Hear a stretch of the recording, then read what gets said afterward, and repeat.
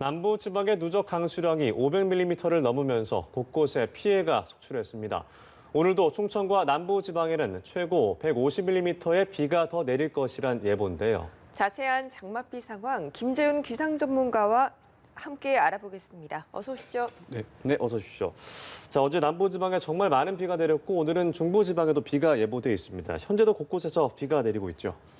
네, 그렇습니다. 현재 이 장마 전선은 어제보다 조금 북상을 해서 이 충청권에 위치해 있습니다. 현재 충북과 이 대전 그리고 세종 지역으로는 호우특보가 발효가 돼 있고요. 그리고 오전 5시부터는 이 전북과 경북 지역으로도 이 호우특보가 확대가 돼 있습니다. 이들 지역으로는 시간당 30mm 안팎의 장대비가 쏟아지고 있는데요. 올해 장마 이 야행성이 특징인데 어제 이어서 오늘도 이 대비가 취약한 이 새벽 시간대 많은 비가 집중되고 있습니다. 따라서 이 호우특보가 내려진 지역에서는 이 피해가 없도록 좀 대비를 잘 하셔야겠습니다. 이 오전부터는 장마 전선이 다시 이제 좀 남하를 하기를 시작해서 이 남부 지방을 중심으로 비가 내릴 것으로 예상이 되고 있습니다. 이 남부 같은 경우는 어제와 그제 이미 500mm가 넘는 기록적인 폭우가 쏟아진 터라 오늘 이 추가로 많은 비가 내리면서 피해가 우려되고 있습니다. 내일까지 충청과 호남으로는 50에서 100mm, 많은 곳은 150mm 이상의 비가 더 쏟아질 것으로 예상이 되고 있습니다. 일부 지역에서는 시간당 50mm가 넘는 폭우가 쏟아질 것으로 예상되고 있기 때문에 이 하천 인근 지역이나 이 저지대에서는 이 범람이나 침수에 대비를 좀 잘 하셔야겠습니다. 그리고 이 장시간 많은 비가 이어지면서 지반이 많이 약해져 있습니다. 산사태와 축대 붕괴에도 철저하게 대비를 해야겠습니다. 지금 앞서 말씀해 주셨듯이 야행성 장마가 이어지는 것 같습니다. 이렇게 밤 시간대 비구름이 형성되는 이유가 있을까요?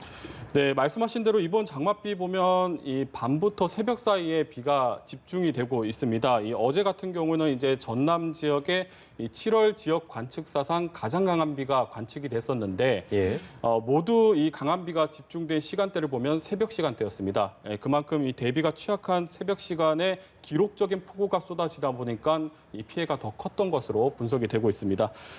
이렇게 밤에 비가 집중되는 것은 이 낮과 밤의 수증기 유입량의 차이가 있기 때문입니다. 이 낮 동안에는 이 지면이 뜨거워지다 보니까 지면에서 열기가 올라오는데요.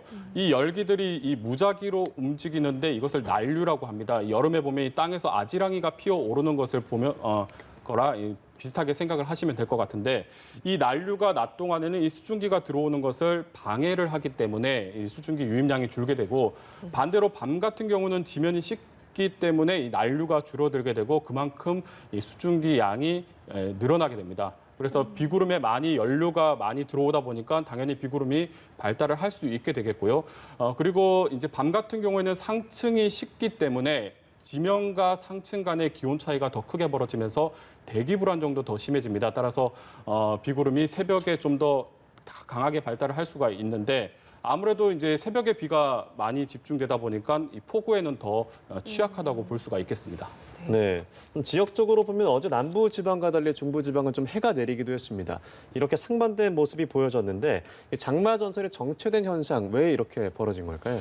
네, 또 비구름 폭이 상당히 좁게 나타나는 것도 이번 장마의 특징이라고 할 수가 있겠습니다. 말씀하신 것처럼 어제 중부지방 같은 경우는 해가 쨍쨍 나기도 했었는데 이 남부지방 같은 경우에는 종일 폭우가 쏟아졌습니다. 이 남부지방의 비구름이 압축된 형국이라고 볼 수가 있는데요. 이렇게 비구름이 남부지방에 집중되는 것은 이 서로 다른 성질의 공기가 강하게 충돌했기 때문입니다. 이 현재 장마 전선 남쪽으로는 이 덥고 습한 공기로 대표되는 북태평양 고기압이 자리를 잡고 있고요. 반대로 이 북쪽 같은 경우에는 상대적으로 차고 건조한 공기가 내려오고 있습니다. 이 따뜻하고 습한 공기와 차고 건조한 공기가 강하게 충돌을 하면서 그 경계에서 아주 좁은 비구름 통로가 만들어져 있습니다. 이 두 공기 세력이 이제 서로 워낙에 힘이 강하고 어느 한쪽도 물러서지 않고 있기 때문에 이 비구름 통로가 정체를 하게 됐고요. 이 정체된 비구름 통로가 남부지방에 놓이면서 어제 남부지방에 굉장히 많은 비가 집중된 것으로 분석이 되고 있습니다. 오늘도 이 같은 양상이 좀 나타날 것으로 보여서 남부지방에 굉장히 좀 강한 비 그리고 집중적으로 쏟아질 것으로 예상이 되고 있습니다. 그런데 지금 보니까 중부지방에도 비가 오기 시작한 것 같습니다. 앞으로의 장마 전망은 어떤가요? 네, 현재는 장마 전선이 충청권에 위치해 있는데 이 아침 시간대부터는 장마 전선이 다시 남하를 하기 시작합니다. 따라서 예.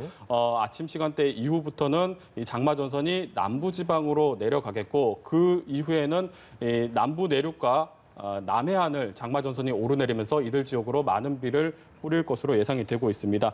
앞서 전해드렸지만 이 남부 지방 같은 경우에는 워낙에 많은 비가 쏟아져 있는데 이 추가로 최대 150mm 비가 더 내릴 것으로 보이고 있기 때문에 각별히 좀 주의를 할 필요가 있겠고요. 내일은 이 장마 전선이 다시 북상을 하게 됩니다. 이 정체 전선에서 발달한 저기압이 이 비구름대를 끌어올릴 것으로 보이는데 이 저기압이 아무래도 회전을 하다 보니까 비구름 통로가 조금 더 넓어지게 됩니다. 따라서 비구름이 집중되는 정도는 조금 완화될 것으로 예상이 되고 있습니다. 다만 여전히 많은 수증기가 유입되고 있기 때문에 국지적으로는 강한 비가 쏟아질 수가 있겠고요. 예. 또 지형적인 영향을 받는 지역에서는 호우의 형태로 비가 쏟아질 수 있기 때문에 좀 기상 상황을 좀 잘 살펴봐야 되겠습니다. 모레부터는 장마 전선이 좀 일시적으로 약화하기 시작을 할 거고 주말에는 이 산발적인 비가 이어질 것으로 예상이 되고 있습니다. 네, 주말에는 뭐 약해질 것이라고 말씀을 해주셨지만 비가 많이 내리면서 피해가 속출하고 있고 앞으로도 피해가 우려가 되고 있습니다. 앞으로 장마철에 좀 주의할 점이 있다면 어떤 게 있을까요?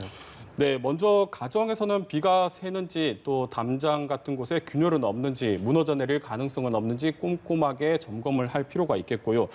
그리고 침수가 예상되는 지역에서는 이 미리 모래주머니와 튜브 같은 것을 준비해두면 좋겠습니다.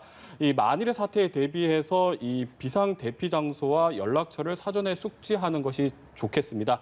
이 갑자기 내리는 비로 이제 길에서 물이 차오를 경우에는 고압전선이나 신호등 근처에는 감전 위험이 있기 때문에 절대로 예. 가까이 가지 말아야 되겠고요.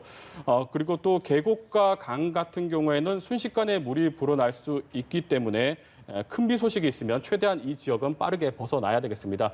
만약에 이 대피하는 것이 여의치 않다면 섣불리 강이나 계곡은 건너려고 하지 말고 이 최대한 안전한 지역으로 대피한 이후에 구조대를 기다리는 것이 최선의 방법이라고 할 수가 있겠습니다. 네, 이렇게 장맛비로 인한 안전사고가 최소화할 수 있도록 미리 대비하시는 게 좋을 것 같습니다. 네, 이렇게 장맛비 상황과 전망 김재훈 기상전문기자와 살펴봤습니다. 고맙습니다. 네, 고맙습니다.